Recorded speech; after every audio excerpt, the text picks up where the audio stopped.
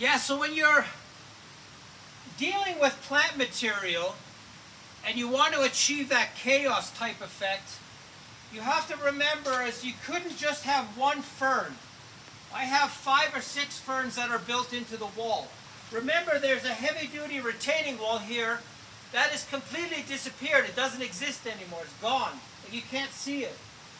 So this idea of having 5s and 6s and 3 of these elephant ears, 4, one over there more, then having the height come up, and then having these plants we use for horchata in between, and having these variegated plants in between, and having everything grow together, and dealing with the river on the bottom here, and staying alive and doing well.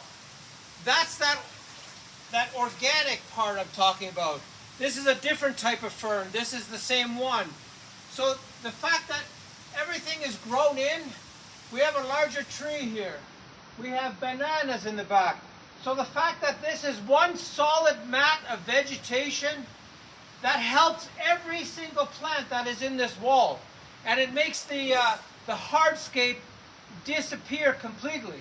Okay, it's very rarely that we don't have our river running, but what I want to show is this chaotic aspect of how these plants fit into these crevices. One of the objectives we have is we don't want our soil washing into here, so we want to keep it very filled with plant material and diversity. So this idea of just filling everything up with different plants so that there's no erosion, that there's competition going on. This mulberry is protected by these ornamental plants below. The river plants that do well in moisture are again a sense of diversity. These ferns love being here. Everything likes to be where it is, so you're picking the right location for diversity to work. Yeah, so I just want to do a vertical diagram here.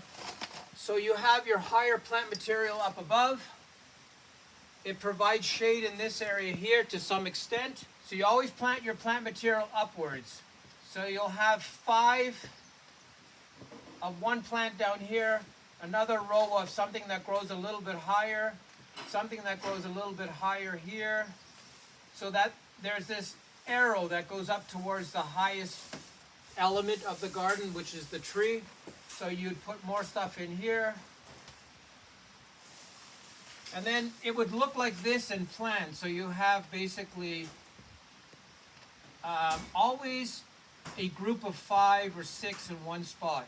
So these would be one plant.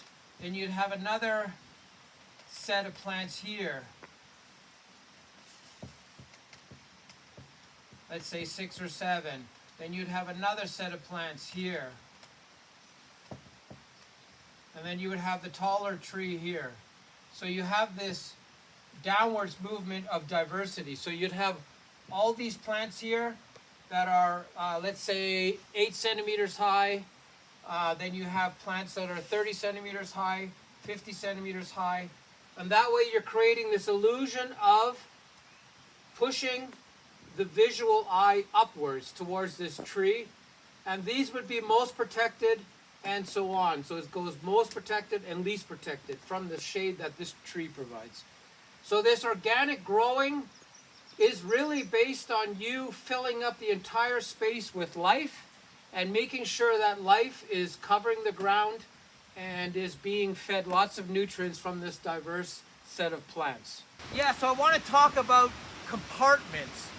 And what I mean by that is, so we have this complete circle encased with these larger rocks. And this is my focus. I need to plant this in such a way. I'm going to do it chaotic. I'm going to have many, many different plants in here. But what happens is by having this chopped up into a space, it's sort of like having a canvas. I know what I'm going to do in here. This has about 4 feet of trench composting underneath it. This has about another 3-4 feet of trench composting under it. We have a row of rocks ready to go. On that side, we're retaining the river.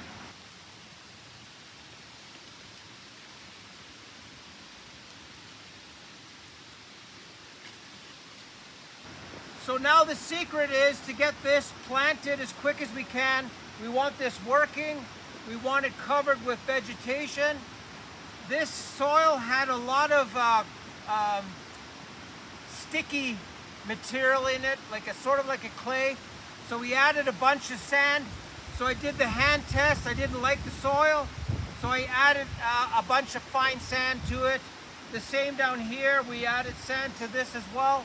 So the idea is creating a compartment, understanding the parameters of that compartment. We're going to put some vegetable seeds mixed in here. We're going to have some larger trees, fruit trees in here. So by creating this compartment, we're also doing a lot of cuttings because it's a nice sandy, rich soil. We're going to be able to grow any cutting in here. So we're going to get this planted. We're going to get it alive. We're going to get the soil covered. And we're also going to make sure that this looks beautiful in terms of the chaotic element. We have a nut tree on the edge. We have an orange on this side. We have a mora mora, which is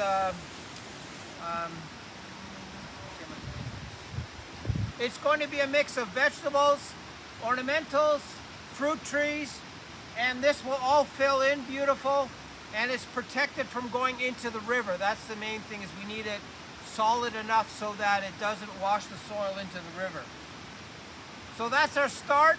That's this compartment gardening that is really important. If you can learn how to do this compartment gardening, it makes the gardening effort a lot easier. The structure's in place, the superstructure's in place for you to grow that garden. Yeah, so this is our trench composting effort from about maybe 3 months ago.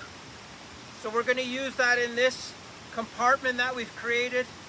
Now, when you create a compartment, you need to consider what your end result is. What do you want to achieve with this compartment? And for us, it was enriching the soil in this effort and raising the elevation by almost 5 feet. This was 5 feet down. So we filled it up with organic matter. We're now filling it up with trench composting material that we harvested. And so it's this effort of coming up 4 or 5 feet out of the ground and getting this planted immediately. So we have, today is the objective to get all this planted and looking like it's been here for a couple of months. That's the idea.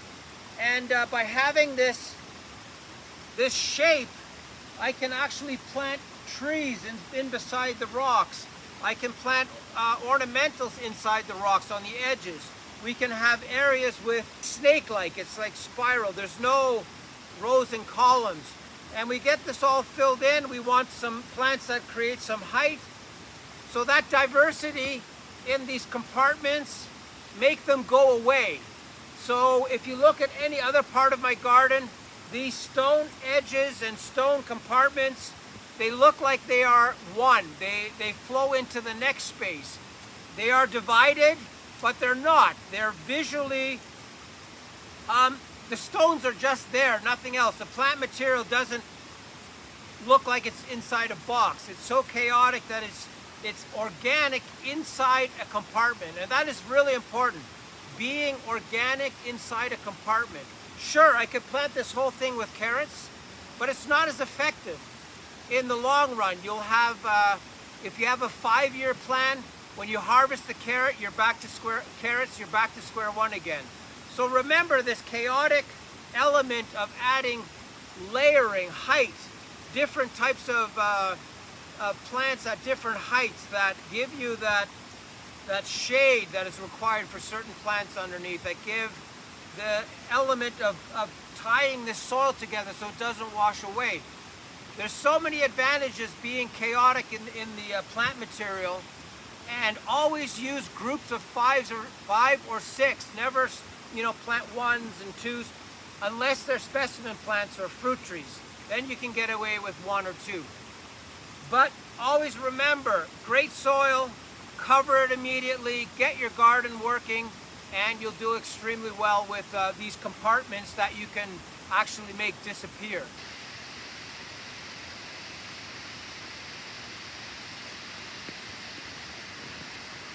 So you have a little bit of transition from the river's edge backwards. We have all these plants in here that we've recently planted, and they really thrive together really well. And what happens is, it's the diversity and it's the closeness and it's the connectivity that makes all this stuff grow. And they're such different plants. Everything is so different in terms of how it behaves, how it grows, how it deals with sunlight. That diversity will get you from A to B in a very different way, because these plants are helping each other. These plants are doing many, many things that they wouldn't do on their own. And this grouping, stick to the grouping. Get 10 ferns in here. You know, get this yellow variegated plant in here with a group of 10. Have this white variegated with a group of 10. And if you do that, you will get this this drag-along effect. What I mean by drag-along is that the plants themselves are dragging each other along to help each other in terms of moving forward, getting different types of nutrients. Everything works together incredibly well as long as you add the element of diversity. Yeah, again, this idea of every square inch covered by plant material.